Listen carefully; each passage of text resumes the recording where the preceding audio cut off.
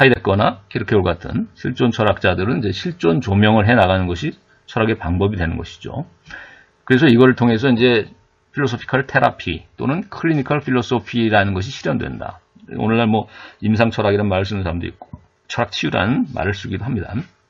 우리가 자연과학적인 의학적인 정신과적 치료를 임상 의학이라고 하지만은 정신의학이라고 하지만은 이거에 빗대서 철학적으로도 클리니컬한 필로소피, 클리니컬 이라는 말을 쓰기도 한다는 거예요.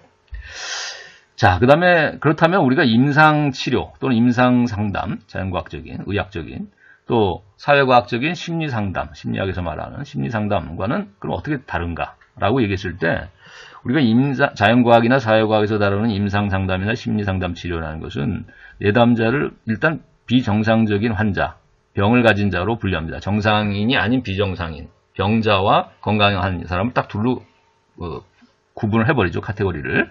그래서 비정상인 환자를 그들의 이제 질병을 갖다가 이제 수집하고 실험과 통계를 통해서 어떤 자료를 만들어내고 그 일반화시켜서 여기에 기초해서 이제 객관적인 처방을 내리고, 그러니까 어떤 환자를 그 의사가 처방을 일방적으로 내리는 것이죠. 또 상담자가 일방적으로 어떻게 보면 내담자에게 조언을 해 나가는 형식이라고 볼 수 있다면은 철학 상담이라는 것은 내담자를 환자가 아닌 스스로 성찰하고 자유롭게 결단할 수 있는 인격자로서 일단 전제합니다. 환자로 전제하지 않고, 그러니까 비정상적인 인간으로 분류하지 않고 다 정상적인 자유로운 인격자다라고 전제하는 것이죠. 그래서 스스로 세계관이나 인생관이나 가치관적인 통찰을 수행할 수 있는 능력이 다 있고, 또 그런 것들을 할 수 있도록 돕는 작용을 하는 것이 이제 소크라테스의 대화 방식이었고, 소크라테스도 스스로를 산파라고 했지 의사라고 얘기하지는 않았어요. 그리고 아이를 낳는 것이 지혜를 얻는 것이라고 한다면, 통찰을 얻는 것이라면 그 지혜를 얻는, 통찰을 얻는 아이를 낳는 주체는 상담자인 이 철학자가 아니라 그 내담자에 해당하는 것이라는 거죠. 자, 그래서 역사적으로 보면 고대 소크라테스나 뭐 공자 이래 오랜 역사를 수행해 왔어서 사실 역사적으로 가장 원천을 치자면 이제 소크라테스나 공자 같은 사람이라고 봐야 되는데, 철학 상담도 그 원천을.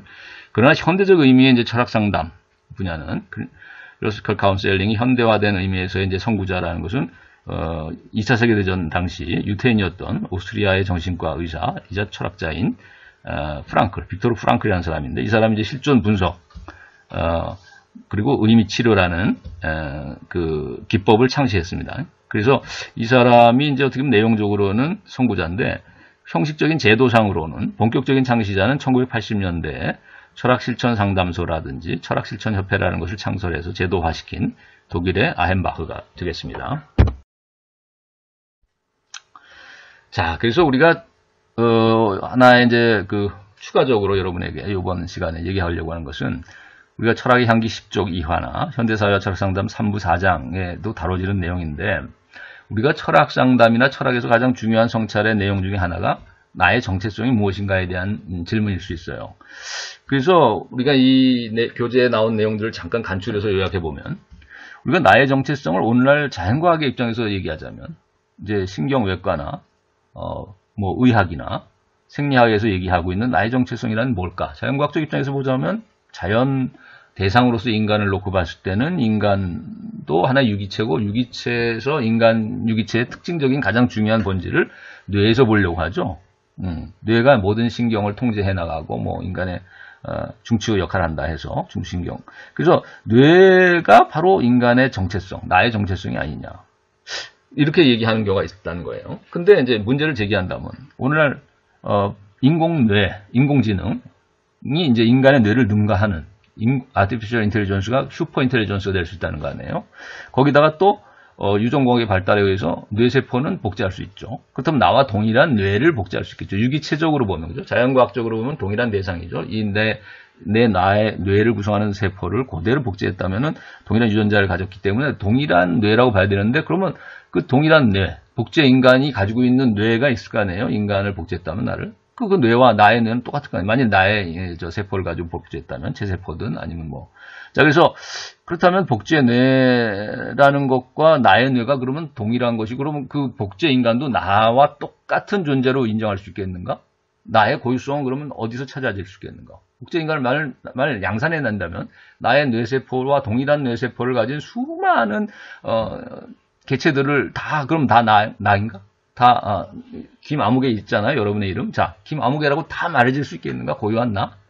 자, 이거 어떻게 될 거죠? 그럼 내가 누구를 사랑해서 결혼하고 누구를 정말 좋아하고 내가 이런다면 그럼 그 모든 복제된 나와 동일한 뇌를 가진 그 개체들은 다 나의 그 사랑하는 사람을 공유하는 것인가?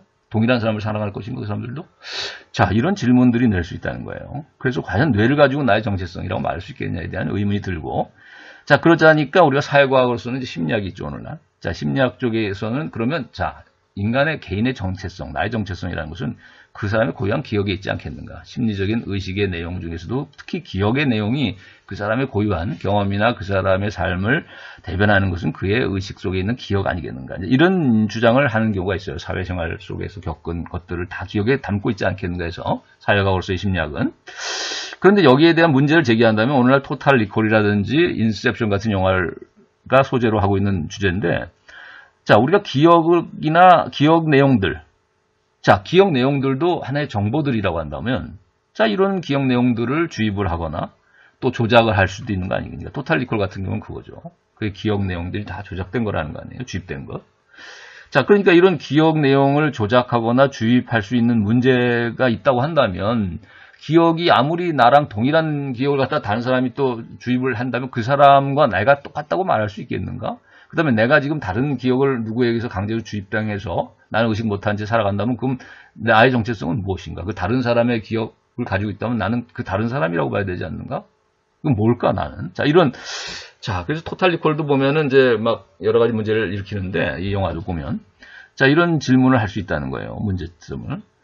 그래서 우리가 이제 영화 매트릭스 속에서 보면은 배양액이든 어떤 우리가 이제 그 매트릭스 보면 사실은 그 인간을 생체 에너지로 활용하는, 왜냐면 이제 인류가 핵전쟁으로 결국은 거의 모든 이제 생명체가 멸절했고 태양도 식고 예를 들면 에너지원으로 끌어들일 수 있는 자원이 하나도 없다는 거예요. 자원이 고갈됐고 공해와 모든 핵전쟁으로 이제 방사능 오염으로 인해서 어떤 이제 에너지원도 지구상에 이제 얻어낼 수 없고 그나마 핵전쟁 이후 살아남은 존재가 이제 인간들이었는데 자, 이 소수 인간들을 복제해내 가지고 결국 슈퍼인텔리전스인 컴퓨터가 전기 에너지원 소재로 삼아서 에너지의 공급 소재로 인류의 생체 에너지를 사용한다는 거예요. 그래서 이렇게 에너지를 뽑기 위해서 이렇게 뭐 칩이 다 장착돼 있잖아요. 그리고 관이 연결돼 있고. 자, 그래서 배양액 같은 데 들어가 가지고 관 속에서 살아가는 그 식물인간처럼 사는데 사실은 거기 환상을 집어넣어 준다는 거죠. 왜냐하면 생명을 유지하기 위해서는 이 사람이 이제 이게 생체가 뭐 움직여야 되는데 움직이지 않고 관 속에 있으면서도 어떤 그 자극을 통해서 이 신경세포나 이런 모든 것들이 이제 움직여질 수 있도록 환상을 집어넣어 준다는 거예요. 그게 이제 매트릭스 세계인 거지.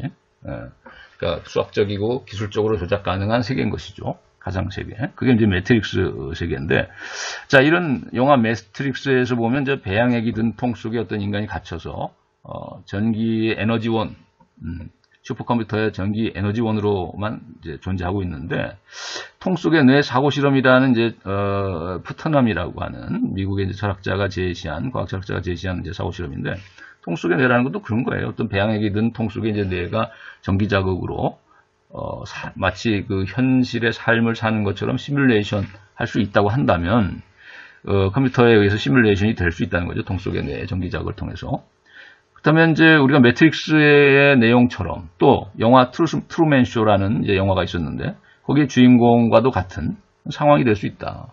그러니까 거짓된 그 환상적인 세계 속에 살면서 나는 진짜 세계인 양 착각하고 살아갈 수 있다는 것이죠. 그렇다면 진정한 나의 정체성은 무엇이고 그럼 나의 자유는 어떻게 확보될 수 있겠는가? 이렇게 강제로 타율적으로 주입된 정보라든지 타율적으로 시뮬레이션된 자, 이런 세계 속에서 마치 내가 사는 것처럼 산다고 하더라도 거기서 기쁨을 누리고 거기서 결혼을 하고 거기서 직장을 얻고 자, 이런 삶을 살지만 사실은 다른 사람의 시나리오에 의해서 움직여지는 꼭두각시에 불과하지 않는가. 그것은 동화 피노키오 속에서 공마단에 팔려가서 다른 사람의 밥벌이를 위해서 그들의 시나리오에 따라서 춤을 추는 피노키오의 모습하고 뭐 다를 게 없지 않는가. 트루맨 쇼의 주인공도 그렇고 매트릭스 속에서의 가상현실 속에서 현실인 양 살아가는 많은 사람들의 모습도 그런 것이죠. 꼭두각시 인형에 불과하지 않는가. 자, 그래서 이제 철학자들의 이제 성찰을 가지고 여기에 이 문제에 접근해 보자면 플라톤이라는 고대 철학자가 이제 동굴의 비유를 했었는데 현실의 인간이라는 것은 동굴 속 그림자 같은 가짜 호상을 쫓는 삶을 살아가는 것이라는 거예요. 동굴 속의 그림자 같은 것을 진짜인 양 생각하고 살아가는 것이 현실이라는 거예요. 인간의 삶이라는 거지. 근데 여기서부터 우리가 사실 진정한 세계로 나가야 된다. 그럼 진정한 세계는 어디에 있는가? 동굴 밖의 세계고 그것이 이데아의 세계라는 것이죠. 그래서 이제 소크라테스의 이런 대화법인 중에서도 적극적인 대화법을 우리가 삼파수라고 했는데 이 삼파수를 계승한 것이 이제 플라톤의 이런 동굴의 비유라는 하나의 비유적인 대화인 것 같아요. 그러니까 대화 상대장에게 이런 비유를 이제 제시하는데 이걸 통해서 사고 실험을 유도하고 또 자신의 삶의 실존을 조명할 수 있도록 도와주는 이런 비유라고 볼 수 있죠. 그러니까 이것이 어떻게 보면 적극적인 대화법이고 이런 적극적인 대화 방식이 소크라테스에서는 이제 삼파수라고 얘기됐는데 그런 소크라테스의 삼파수를 계승한 것이다. 저는 이런 생각하는데 자 그런 방법론 중에 하나를 적용해서 내용적으로 제시된 이제 내용이 뭐냐면 동굴의 비유라고 하는 우화 플라톤의 철학 동화라고 볼 수 있겠습니다. 그래서 이것이 마치 영화 매트릭스나 오늘날 또 트루먼 쇼의 시나리오와도 유사성이 있는 거예요. 그죠? 왜냐하면 트루먼 쇼의 주인공도 바로 동굴 속 그림자 같은 가짜를 진짜인 양 처음에는 생각하고 살아갔다는 것이죠. 그러나 나중에 깨닫고 자기의 진정한 삶을 찾아서 그 세계를 벗어나가죠. 그 시나리오 속에 갇혀있던 그 무대 밖으로 나가려고 하죠. 그 벽을 뚫고 나가는 자 이런 모습이 영상으로도 나오는데 그것이 그 트루먼 쇼라는 영화를 여기 보게 되면 플라톤의 동굴의 비유가 말하는 것을 좀 더 뭔가 생동감 있게 영상으로 이해하는 데 도움이 될 수 있을 것 같아요. 그 각본에 짜여진 세트를 뚫고 나가는 주인공의 모습 속에서 트루먼 쇼에 동굴로부터 동굴 밖으로 나아가는 비상하는 어떤 이데아 세계로 나아가는 진정한 삶의 세계로 나아가는 플라톤이 추구돼야 한다고 말했던 그 모습을 하나의 이제 영상 이미지로 볼 수 있는 것. 자, 그다음에 우리가 매트릭스 같은 경우는 네오를 통해서 우리가 그것을 알게 되는 거죠. 네오가 이제 말하자면 자기 매트릭스에 갇혀서 가상현실을 진짜 인형으로 살고 있는 사람과는 달리 그의 선택은 진짜 세계를 향해 나가는 삶을 선택한 것이죠. 자, 데카르트의 방법적 의심. 자, 이것도 진리에 이제 도달하게 한 방법으로서 3단계의 이제 의심을 얘기하고 있는데, 그래서 하나의 사고 실험의 방법이죠. 이거는. 그래서 감각의 단계, 상상의 단계, 또 이런 수학적인 것을 포함한 지식의 단계를 거쳐서 모든 것을 의심해 보는 겁니다. 감각 세계는 예를 들면 비커 속에 든 젓가락이 휘어져 보이는 것이 여러분 유명한 그 실험을 통해서 알 수 있죠. 또 먼 거리에 있는 것은 작게 보이고 가까이 있는 것은 커 보이는.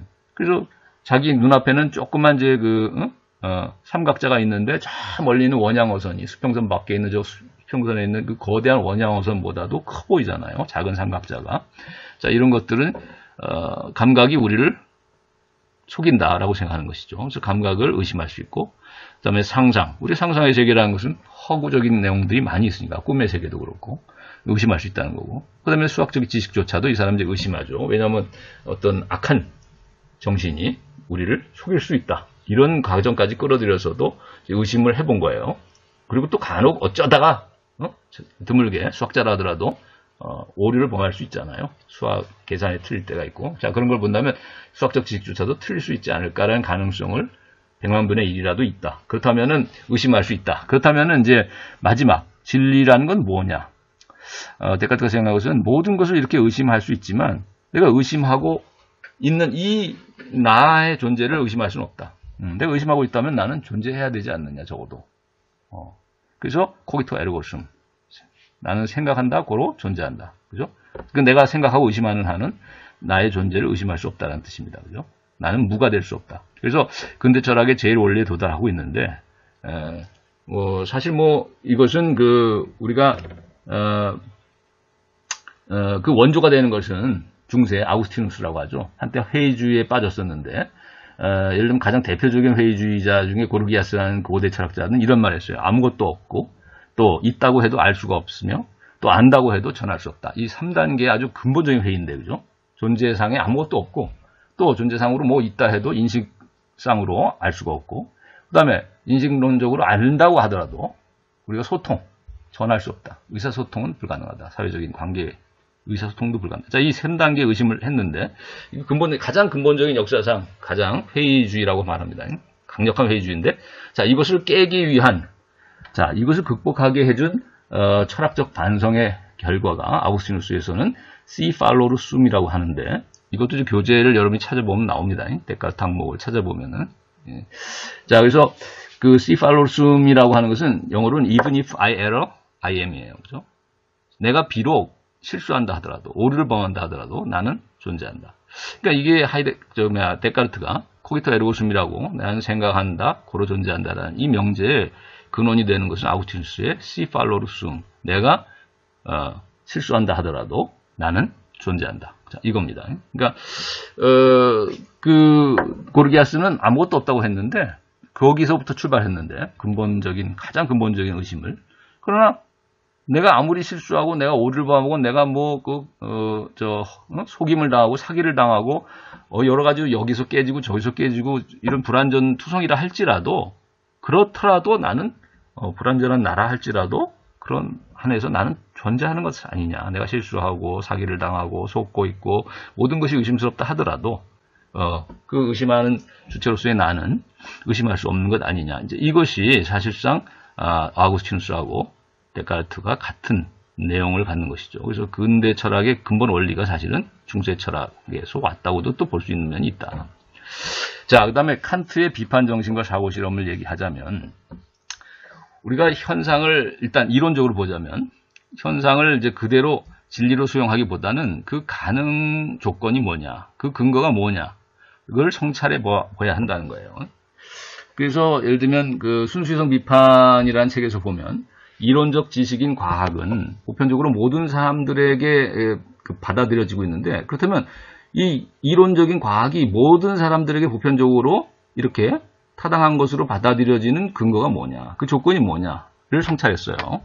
그 결과는 뭐였냐면, 우리가 과학이라는 것은 관측이라고 한다면 이 관측의 근본 조건은 모든 사람들에게서 동일하고 보편적인 것이다. 예를 들면 그건 뭐냐면 언제 어디서라는 시간 공간이라는 조건 하에서 관찰이 돼야 되고, 그 다음에 또 하나는 무엇 어떻게 왜라는 이런 개념적 사고틀, 이걸 이제 범주라고 하는데, 이런 카테고리들을 전제로 해서 우리가 언제 어디서 그리고 무엇이 어떻게 왜 이런 기본적인 형식들을 가지고서 과학적인 관찰이 이루어지기 때문에, 관측이 또 이루어지기 때문에 이 모든 그 과학적 지식은 모든 사람들에게 받아들여질 수 있고 보편타당한 필연성을 갖는다. 이게 칸트의 그 성찰 결과인 것이죠.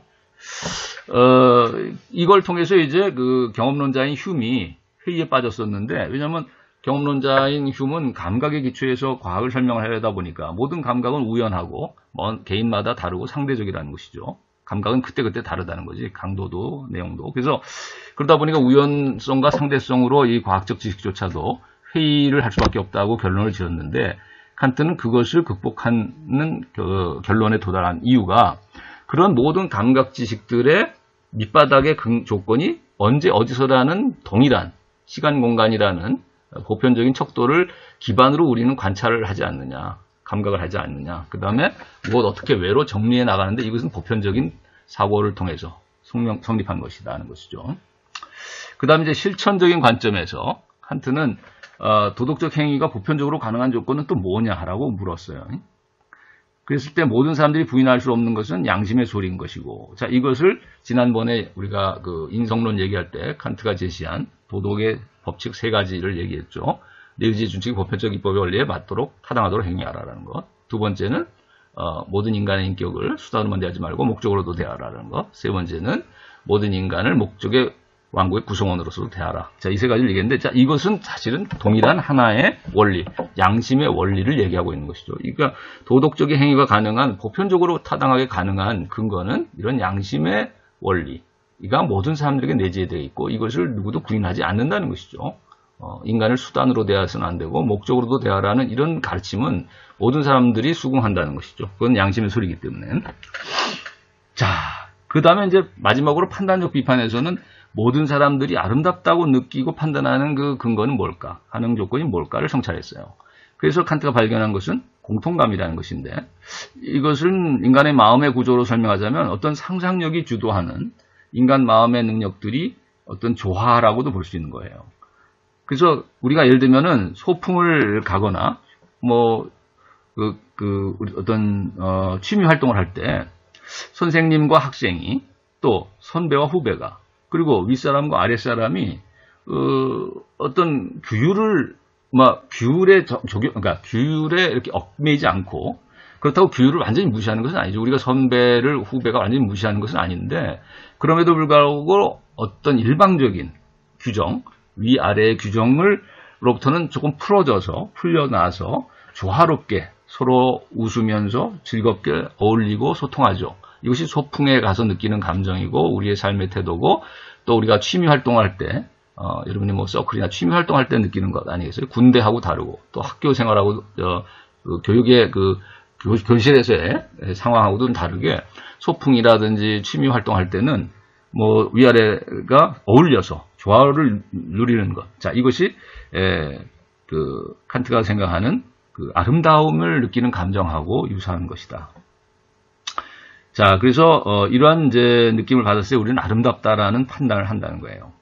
그래서 이걸 어려운 이제 전문 용어로 말하면 상상력과 지성 또는 상상력과 이성이 자유롭게 논다, 자유로운 유의를 한다 이렇게 표현했는데, 또 이런 것들을 전문 용어로 아주 어렵게 개념화하면은 관심 없이도 만족을 느끼고 무관심적인 만족감을 느끼고, 이 얘기는 뭐냐면 내가 이해타산적으로 뭐 수업에서 성적을 올리기 위해서 어떤 그런 관심 하에서 내가 뭐 선배에게 잘 보이고, 또 내가 또 후배가 좀 보니까는 싹싹한 게 말을 잘 들어서 내가 심부름시키기 위해서 후배를 잘 대해주고, 이런 그 계산을 통해서 내가 이런 이해 관계, 이런 이해 관심을 가지고서 거기에 만족하는 것이 아니라, 우리가 취미생활이나 소풍 가서 선후배가 어울리는 이 감정은 그런 것을 떠나서, 나의 이해 관심을 떠나서 만족을 느끼고 서로 조화롭게 즐거움을 느낀다는 거죠. 그걸 칸트는 어려운 말로 무관심적인 만족이다 이렇게 얘기했어요. 만족감이라고. 또 목적 없는 한목적성이라고도 얘기했고. 자, 그래서 우리가 이제 이런 어려운 표현을 썼는데, 사실은 여러분이 소풍에 가서 느끼는 감정, 또 취미 활동할 때 느끼는 감정이 바로 모든 사람들이 공통적으로 아름답게 느끼는 감정인 것이죠. 이걸 공통감이라고 하는 것이고, 자, 이런 것들이 예술적인 판단의 근거가 된다. 아름다움을 느끼는 근거가 된다. 자, 그래서 자, 이것이 바로 낭만주의를 열어놓은 뿌리가 되는 철학사상이 되고, 이후 쉘링과 같은 이제 낭만주의 철학자들은 예술과 아름다운 체험의 성격을 아주 높이 평가해서 우리가 모든 철학의 비밀의 열쇠를 갖는 것이 예술이고 아름다움의 체험이다 이렇게 얘기하는 거예요. 그래서 그 아름다움의 체험이나 예술 속에서는 무한과 유한이, 절대와 상대가, 보편과 특수와 또 필연과 우연이 통합을 이루고 조화를 이루어 나간다는 거죠. 그것을 실현하는 것이 이제 기적과 같은 예술 작품들이다. 그래서 쉘링은 예술이야말로 철학의 마감돌이다, 완성이라고까지 얘기하는 것이죠. 자, 그래서 이것이 오늘날 현대의 실존 철학, 오늘날 이제 자, 이런 칸트의 비판 정신은 그래서 낭만주의의 원천이 됐을 뿐만 아니라, 또한 이제 중요한 것은 오늘날 실존 철학과 비판 이론의 선고가 되는 측면인데, 우리가 여기 지금 잠깐 나온 내용을 위에서 보게 되면은 다른 얘기를 먼저 했는데, 우리가 그 계몽의 개념과 관련해서 칸트가 이제 계몽이란 무엇인가에 대한 이제 답변이라는 작은 글을 말년에 쓴 게 있어요. 계몽이란 무엇인가라는 질문에 대한 답변. 그래서 계몽에 대해서 성찰을 했는데, 자, 당시에 계몽이란 뭐라고 생각했냐면 이론적인 지식이나 과학의 진보가 바로 계몽이다 이렇게 생각했어요. 그것이 데카르트든 또는 그 당시의 모든 계몽주의자들이 생각했던 시대 사조로서의 계몽 사상입니다. 근데 여기에 대해서 칸트는 말년에 비판적으로 성찰을 해서 계몽이란 무엇인가 라는 질문에 대한 답변이라는 글을 쓰면서 뭐라고 답을 했냐면, 진정한 계몽이라는 것은 지식정보의 증대 문제가 아니다. 과학의 진보의 문제라고만 볼 수도 없다. 그렇다면 무엇이 참된 계몽이냐? 그것은 스스로 책임져야 할 위성숙에서 해방되는 것이어야 한다. 이렇게 정의를 냈어요. 참된 계몽은. 자, 여기서 칸트가 강조하는 것은 지식 정보의 문제가 아니라 성숙해지는 것, 인간의 인격이 성숙해지는 것, 그리고 인간이 어떤 타율적이고 또 어떤 미성숙한 삶의 구속으로부터 벗어나서 해방되는 것, 양심의 자유를 실현하는 것. 자, 이런 것에서 그 계몽의 핵심을 본 것이죠. 참된 계몽의 핵심을. 즉 이것은 뭐냐면 스스로의 이성과 자유의지를 올바로 사용할 수 있는 용기와 결단의 문제라고 해석한 겁니다. 계몽이라는 것은 지식의 증대나 정보의 증가 문제가 아니라 올바른 자유의 사용을 통한 용기 있는 삶과 결단해 나가는 이런 실천의 문제라는 거예요. 그러니까 여기서 강조되는 것은 뭐예요? 과학적인 이론 이성보다도 순수한 실천 이성이 더 우위에 서야 된다. 즉 도덕적인 양심이나 선한 의지가 이론적인 이런 지식 추구보다도 또는 정보화보다도 더 중요한 것이다. 즉 우리 사회 속에서 정보화라든지 경제적인 이익을 추구해 나가는 또는 정치적인 권력을 잡는 이런 그 목적보다도 더욱더 중요한 것은 우리 사회를 도덕화해 나가고 양심적인 사회로 만들어가고 선한 사회로 만들어가는데 역점이 두어져야 되지 않느냐라는 이제 일침이고 비판인 것이죠. 그래서 이러한 칸트의 비판적인 정신이 오늘날 실존 철학과 비판 이론의 선구가 되었습니다. 네, 오늘 여기까지 하겠습니다. 감사합니다.